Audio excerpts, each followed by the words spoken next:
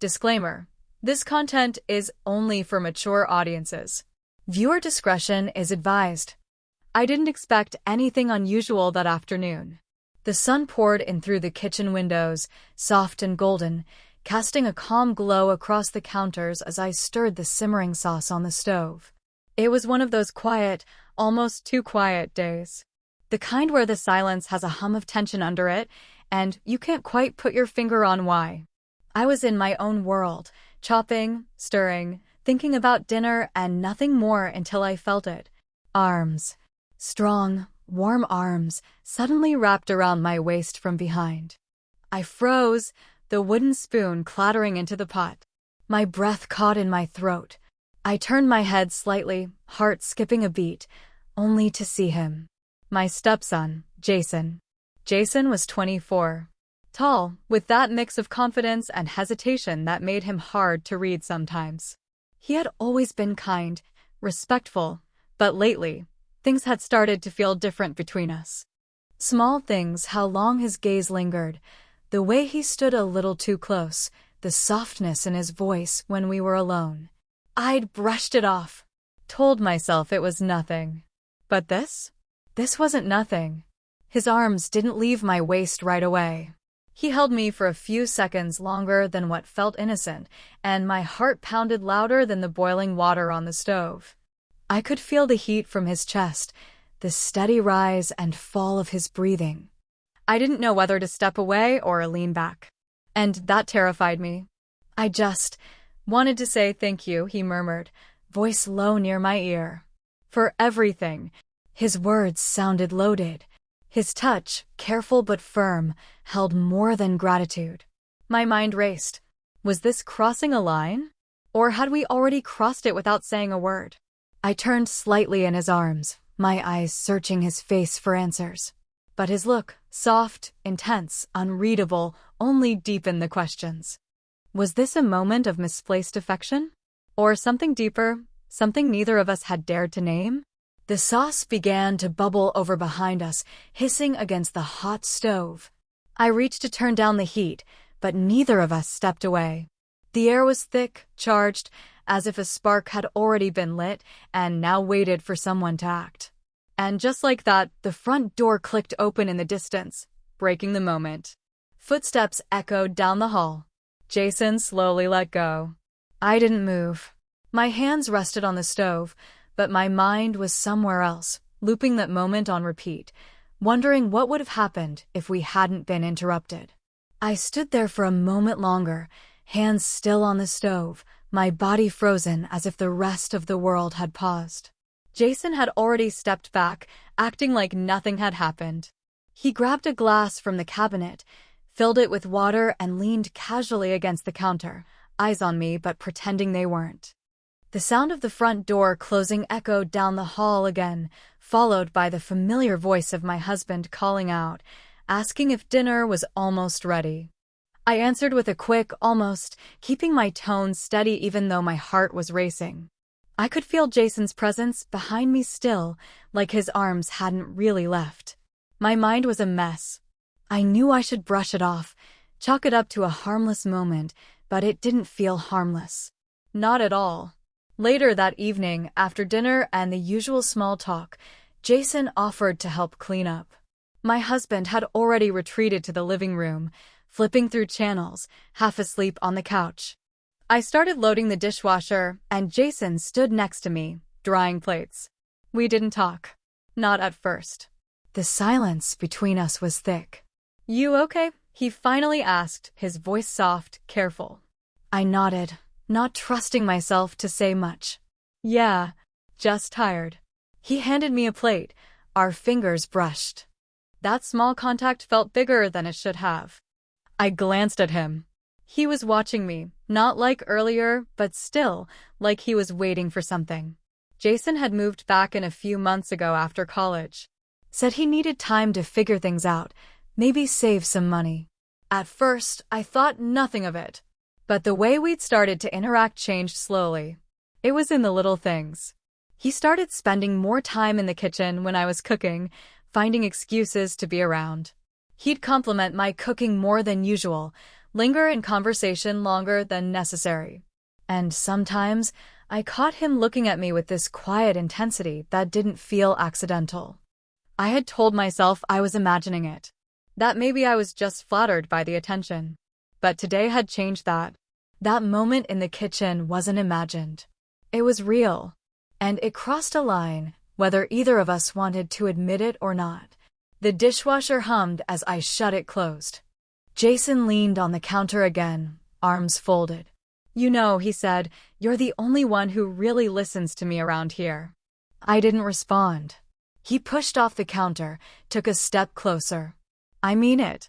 You always have. Even when I was younger. You actually saw me. You still do." There was something so sincere in the way he said it that it made my chest tighten. I didn't know how to respond, because part of me understood what he meant. I had seen him.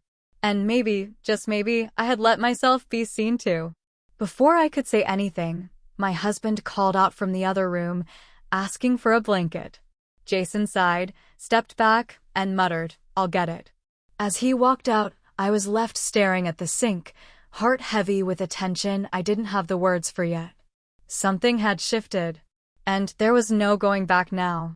The next morning felt off from the second I opened my eyes. I hadn't slept much.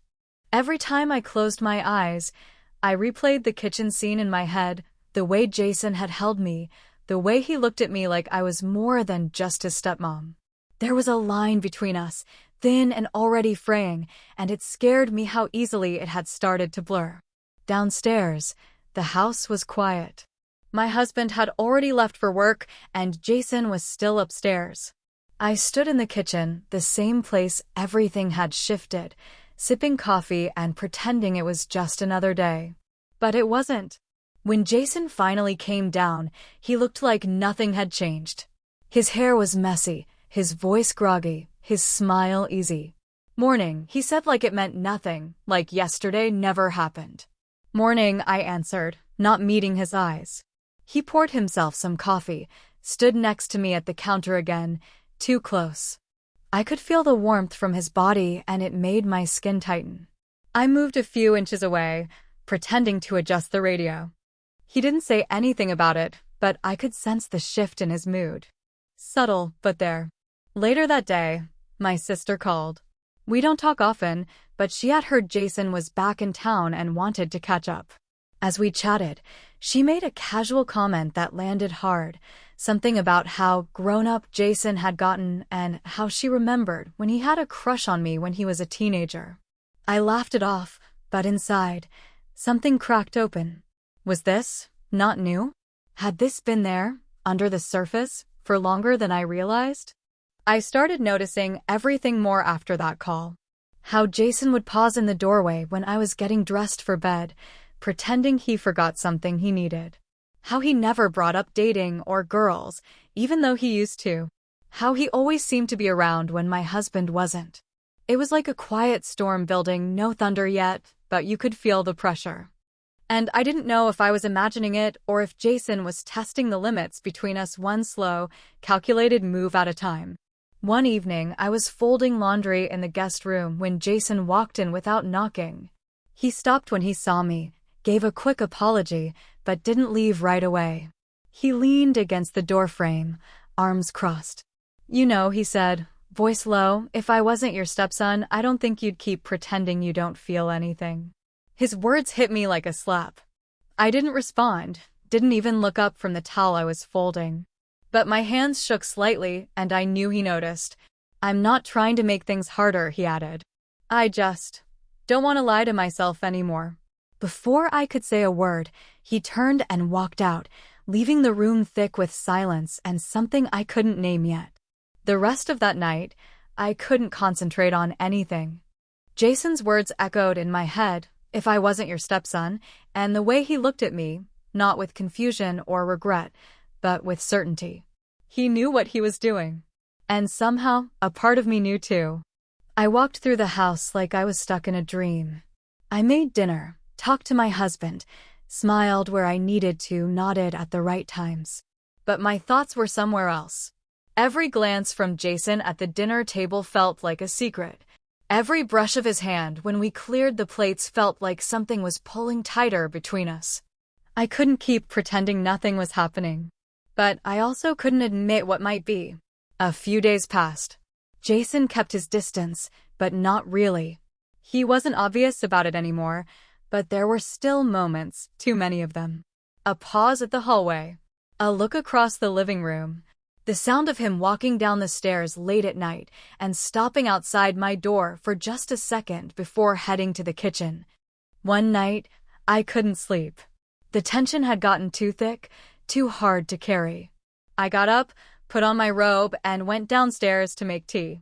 The house was dark, quiet, except for the soft hum of the fridge. I didn't expect to find Jason already there, sitting at the kitchen table in a hoodie and sweats, phone in hand, but not really looking at it. He looked up when he saw me. We both froze for a second, then he gave a small smile. Couldn't sleep either? I nodded, reaching for the kettle. I could feel his eyes on me, but he didn't say anything. I moved slowly, trying to focus on the simple rhythm of making tea, but my hands were a little unsteady. I meant what I said, he said softly. I know I probably shouldn't have, but I did. I didn't answer. I just stared at the steam rising from the cup, trying to keep my thoughts straight. Everything felt so heavy. The kitchen, the quiet, his presence. Jason stood up and walked to the window, looking out into the backyard.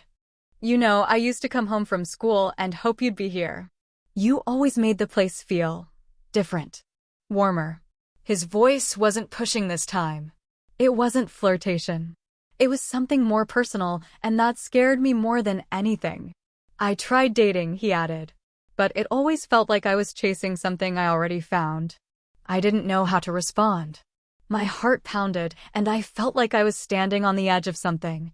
I didn't move when he turned and stepped toward me, closing the space between us. We stood there, inches apart, the tension thick like fog. He reached out slowly, like he was waiting for me to stop him. I didn't. But I didn't move forward either.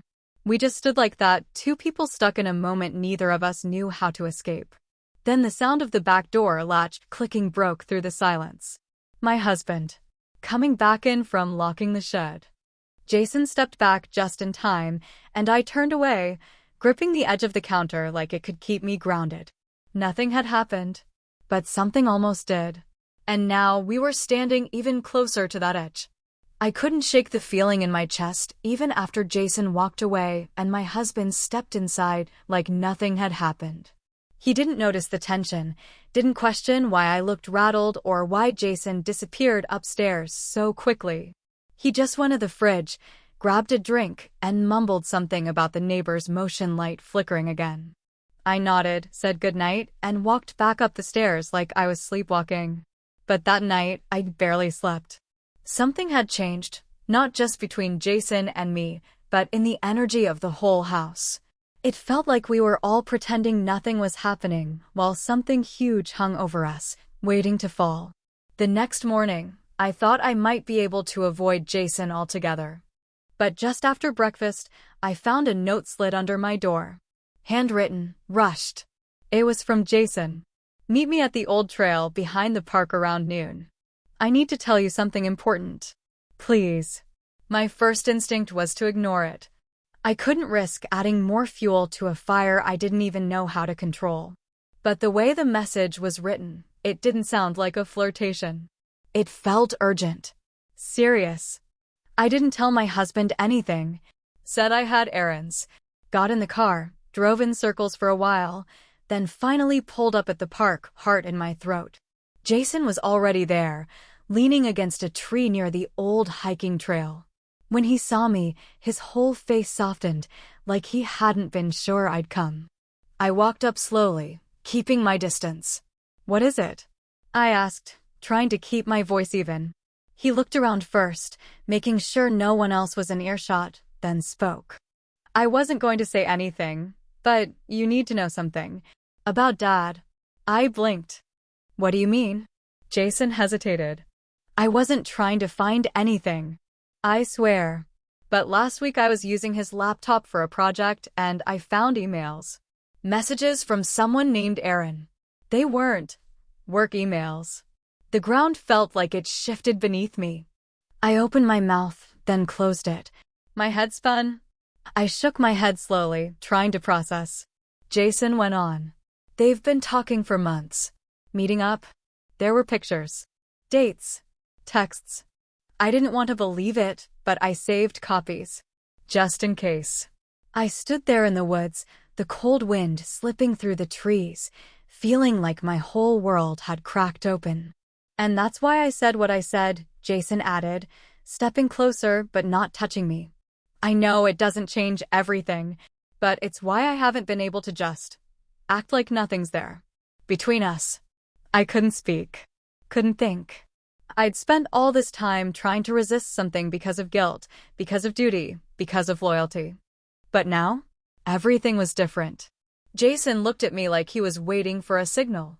I gave him none. I just turned away slowly, my pulse pounding, the silence between us louder than ever. I didn't say a word as I walked away from Jason that day. My mind was spinning, not just from what he said about the emails, but what it meant for everything else, everything I'd been holding back, everything I'd been trying to ignore. I drove straight home, numb. I wanted to scream, cry, or disappear, but I couldn't even find the strength to react. That night, I confronted my husband. Calmly. I asked him if there was something he wanted to tell me. He looked up from his phone, confused at first. Then defensive. Then cold. Is this about work again? He asked, brushing me off. No, I said. It's about Aaron. The color drained from his face. He didn't deny it. He didn't even try. Just stood up slowly and walked past me like the conversation was too heavy to carry. I followed him into the kitchen, my voice shaking now. How long? I asked. He finally turned around. Does it matter? That was my answer. For a moment, I felt nothing. Then, all at once, I felt everything. Years of loyalty, effort, moments where I had convinced myself to keep going crumbled in seconds. He didn't try to apologize. Maybe he couldn't. Or maybe he didn't care enough to. I think we're done, I said. My voice didn't crack. I think that scared him more than yelling would have. He left that night, without arguing. Took a bag, said he'd stay at a hotel. And just like that, everything I'd thought was holding me back was gone. The next few days were quiet. Jason didn't bring up what happened at the park. He gave me space, and I needed it. But the silence between us now was different. It wasn't guilt. It was clarity. A week passed. I was sitting outside in the backyard when Jason walked out with 2 mugs of coffee and sat next to me. The sun was setting, the air cool. We didn't speak for a while. I didn't want you to find out like that, he finally said. But I couldn't keep watching you live in something that wasn't real. I looked at him. And what about what's real between us? He took a deep breath. That's up to you. I thought about everything, what we risked, what we lost, and what we'd almost crossed into without fully understanding. Then I did something neither of us expected. I stood up, walked over, and placed my hand on his shoulder. He looked up at me, eyes searching mine. We can't go back, I said. But maybe we don't need to. His expression softened. He reached up, gently took my hand in his, and nodded. But just when I thought I had finally found peace in the chaos, I saw something out of the corner of my eye, a car parked across the street. My husband's. He was sitting in it, watching us through the windshield. He hadn't really left. I didn't say anything. I just stood still, hand resting in Jason's, eyes locked on the car across the street.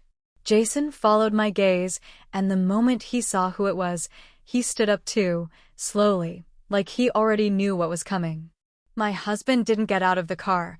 He just sat there, staring. A few seconds passed, then the engine started, and he pulled away. He didn't come back that night, or the next. He sent a text, just one. We'll talk when I'm ready. That was it. Inside the silence he left behind, something shifted. There was no more pretending, no more hiding. For the first time in a long time, I felt like I could finally breathe. Jason and I didn't rush anything after that. We didn't need to. We both knew the line we were walking had changed. What had once felt confusing and risky was now something we faced head-on.